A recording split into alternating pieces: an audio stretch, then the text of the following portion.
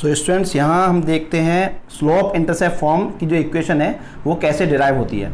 ठीक है, y is equals to mx plus c, ये इक्वेशन कैसे बनती है। ठीक है, तो सबसे पहले हम ड्रॉ करते हैं डायग्राम। हम एक लाइन ड्रॉ करते हैं जो x और y दोनों एक्सिस को काटती है। ठीक है, इस तरह से जो x और y दोनों एक्सिस को काटते हुए जा रही है, इंटरसेक्ट करते हुए जा रही है। ये हमारा जो एंगल बन रहा है इसे हम नाम देते हैं थीटा। इस पॉइंट को A नाम देते हैं, इस पॉइंट को B नाम देते हैं। ओके, मान लिया AB कोई लाइन है, ठीक है, जिसका स्लोप हमें गिवन है with slope m, okay, and inclination theta. इसका इंक्लाइनेशन कितना है, थीटा। दो चीजें में गिवन है, एक स्लोप और एक इंक्लाइनेशन। ठीक है, तो अब हम लिख सकते हैं m is equals to ten theta, क्योंकि हमें पता है कि स्लोप कैसे निकाला जाता है, m is equals to ten theta करके निकाला जाता है। ओके, अब हम क्या करते हैं, मान लेते हैं इस लाइन के ऊपर कोई एक पॉइंट है, मान लिया इस लाइन के ऊपर कोई एक पॉइंट है ये। ठीक है, इसको नाम दे दो आप P, कोई भी नाम दे सकते हो, P नाम दे दिया मैंने। यहां से x एक्सिस के ऊपर एक परपेंडिकुलर डालेंगे। ओके, तो इस बात को लिख भी देते हैं, लेट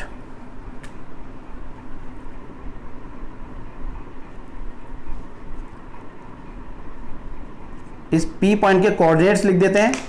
P पॉइंट के कोऑर्डिनेट्स हमने मान लिए x, y। Okay, let Pxy be any point on the line AB। ठीक है, AB लाइन को एक्सटेंड किया हमने, प्रोड्यूस किया, उस पर हमने एक पॉइंट मान लिया, ये P पॉइंट है। उसके बाद हमने यहाँ परपेंडिकुलर ड्रॉ किया है। ठीक है, तो ड्रॉ P, इसको नाम देते हैं कुछ, इसको नाम हमने दे दिया M। Okay, draw PM perpendicular to x axis लिख सकते हो आप, क्योंकि हमने x एक्सिस के ऊपर परपेंडिकुलर डाला है। ठीक है, और साथ में ये जो B पॉइंट है, इस B पॉइंट से इस परपेंडिकुलर के ऊपर एक और परपेंडिकुलर डाल देंगे हम।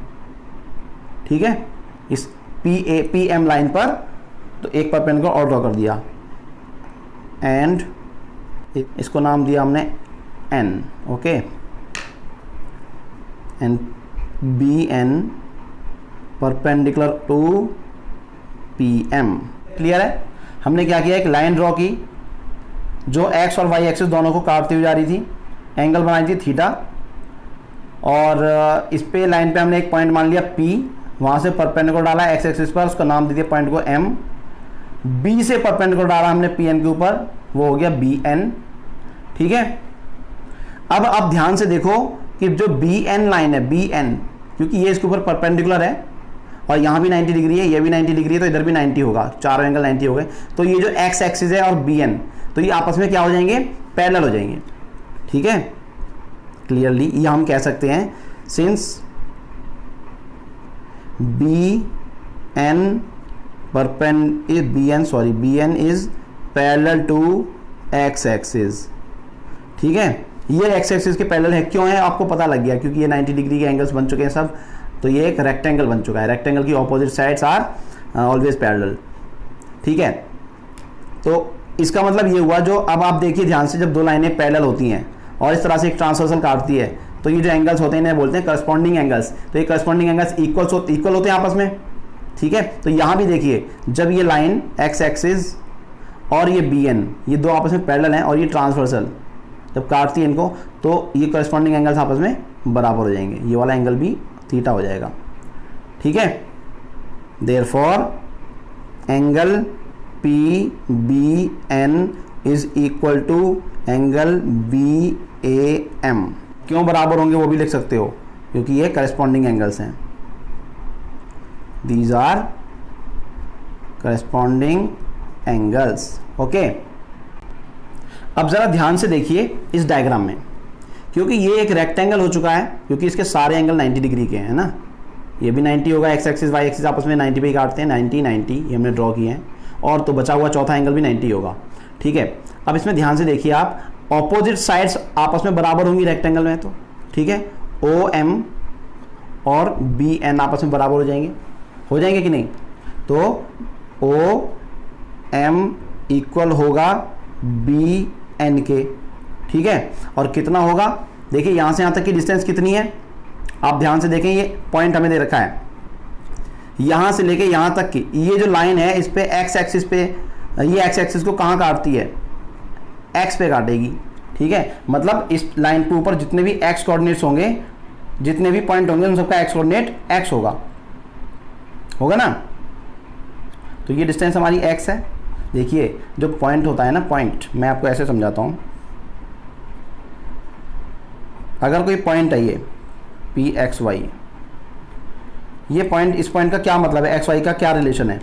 इसका ये मतलब है जब एक्स एक्सिस पे चलेंगे तो एक्स यूनिट चलेंगे, और जब वाई एक्सिस पे चलेंगे तो वाई यूनिट चलेंगे। ठीक है, मान लीजिए एग्जांपल 2,3 पॉइंट होता, तो इसका मतलब ये होता 2 और ये वाली हाइट हो जाती इसकी 3। ठीक है, इसी तरह से आप वहाँ देखिए, ये ओ एम और बी एन आपस में बराबर हो जाएंगे, और कितना होगा? एक्स के बराबर होगा। ठीक है, एक्स हो जाएगा ये। और इसी तरह से एम पी, ये जो हाइट है, ये टोटल कितनी होगी? पी एम कितनी होगी बच्चों? पी एम होगी वाई। ठीक है, पी एम की वैल्यू वाई। अब आप ध्यान से देखें, ये एम एन कितना होगा? ये एम एन ओ बी के बराबर होगा, और ओ बी क्या है? ओ बी इस लाइन का वाई इंटरसेप्ट है। ठीक है, ओ बी इस लाइन का वाई इंटरसेप्ट है। आप ध्यान से देखिए, वाई इंटरसेप्ट किसे कहते हैं? जहां पर कोई लाइन, जैसे ये था, लाइन इस तरह से निकलती है, तो वाई इंटरसेप्ट किसे कहते हैं? जब कोई लाइन वाई एक्सिस को काट के जाती है, तो ऑरिजिन से उस पॉइंट ऑफ इंटरसेक्शन तक का डिस्टेंस को हम वाई इंटरसेप्ट बोलते हैं। तो वही चीज़ तो यहाँ पर हो रही है। ठीक है, तो ये हमारा वाई इंटरसेप्ट है। हम वाई इंटरसेप्ट को किस नाम से पुकारते हैं? सी बोल के पुकारते हैं। तो ये डिस्टेंस हमारी सी है, तो ये डिस्टेंस भी हमारी सी हो जाएगी। ठीक है, opposite sides of a rectangle. तो यहाँ लिख देते हैं इसको, एम एन और ओ बी, ये दोनों कितने होंगे? सी के बराबर होंगे। ठीक है, अब हमने सभी वैल्यूज लिख दी हैं। हमारे पास ये लेंथ है बी एन, एक्स है, क्योंकि ये एक्स है तो ये भी एक्स होगी। हमारे पास ये पूरी लेंथ वाई है, ये यहाँ से यहाँ तक सी है। तो अच्छा, अगर मैं इसे निकालूंगा, पी एन को एक बार निकाल के रख देते हैं। पी एन कितना होगा? P N is equal to P M minus M N लिख सकते हैं। पी एन जो लेंथ है, ये पी एम में से अगर एम एन माइनस कर देंगे तो आ जाएगा। ठीक है, अब इसकी ज़रूरत पड़ेगी आगे। देखिए पी एम कितना है बच्चों? वाई माइनस ये है हमारे पास सी, तो पी एन की लेंथ आ गई हमारे पास वाई माइनस सी। ठीक है, नाउ इन ट्राइंगल, सबसे इंपॉर्टेंट कहानी यहाँ से शुरू होती है। नाउ इन ट्राइंगल, कौन सा ट्राइंगल देखेंगे? पी बी एन, ये 90 डिग्री होगा, right angle triangle. P N B, now in triangle, right angle triangle P N B. ठीक है, इसमें क्या देखना है? In triangle P N B, tan theta कितना होगा? टेन थीटा कैसे निकालते हैं? Perpendicular upon base. तो थीटा के लिए परपेंडिकुलर क्या होगा? परपेंडिकुलर होगा पी एन, अपोजिट साइड को बोलते हैं ना परपेंडिकुलर, पी एन, और बेस ये हो गया बी एन। ओके, अब यहाँ बस वैल्यूज पुट कर दीजिए। टेन थीटा की वैल्यू देखिए, टेन थीटा तो स्लोप है हमारा, टेन थीटा तो स्लोप है, तो इसकी जगह हम एम लिख देते हैं। ओके, पी एन की वैल्यू अभी अभी हमने निकाली है, पी एन की वैल्यू वाई माइनस सी, और बी एन क्या है? देखो ध्यान से, बी एन कहां पर है? बी एन कितना है? बी एन कितना है बच्चों? एक्स, तो यहां एक्स लिख देते हैं। अब यहां आप क्रॉस मल्टीप्लाई कर दो, तो ये हो जाएगा m into x is equal to y minus C.